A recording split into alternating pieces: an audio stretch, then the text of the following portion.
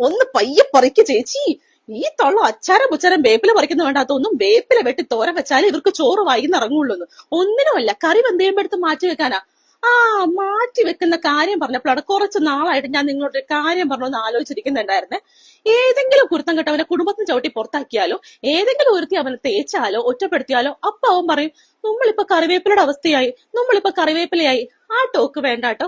എനിക്ക് എന്റേതായിട്ടുള്ള ഡിഗ്നിറ്റി ഉണ്ട്. പിന്നെ ഈ ആഹാരത്തിന്റെ അടുത്ത് പുറത്ത് മാറ്റി വെക്കുന്നതേ കറിവേപ്പിലയുടെ മാത്രമല്ല, ഏലക്ക, ഗ്രാമ്പൂ, പട്ട, ഇഞ്ചി, ജാതിക്ക തൊലി, കുഴിമന്തിയിലിടുന്ന കുരുമുളക്, ബേലീൻസ് തുടങ്ങി ഒട്ടനവധി സാധനങ്ങളെ ഈ ആഹാരത്തിന്റെ അടുത്ത് പുറത്ത് മാറ്റി വെക്കാറുണ്ട്. നിങ്ങൾ ആരും എന്താ അവരുടെ പേര് കൂട്ടി പറയാത്തത്? അവരൊക്കെ വലിയ ഹൈ റേഞ്ച് ടീം ആയതുകൊണ്ടാണോ? നമ്മൾ ഈ പാടത്ത് പറമ്പത്ത് നിൽക്കുന്നതുകൊണ്ടാണോ?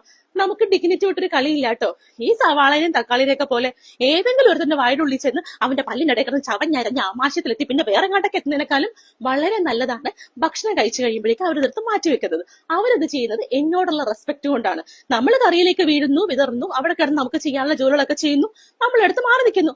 അതിനൊക്കെ പിന്നെ ഡിഗ്നിറ്റി വേറെ ഇല്ല കേട്ടോ. നിങ്ങളൊന്ന് മനസ്സിലാക്കണം. അല്ലാതെ ചുമ്മാ കറിവേപ്പില പോലെ നിങ്ങൾക്ക് ഇനി ഗ്രാമ്പു ആയിരുന്നോ അല്ലെങ്കിൽ ഏലക്കയുടെ അവസ്ഥയായിരുന്നോ ഒന്നും വേണ്ട, ടിഷ്യൂ പേപ്പറിന്റെ അവസ്ഥയായെന്ന് പറഞ്ഞുകൂടെ? അന്തസ്സുണ്ടല്ലോ. എന്റെ തെല്ലോട്ട് തീർന്നെതിരാണ്.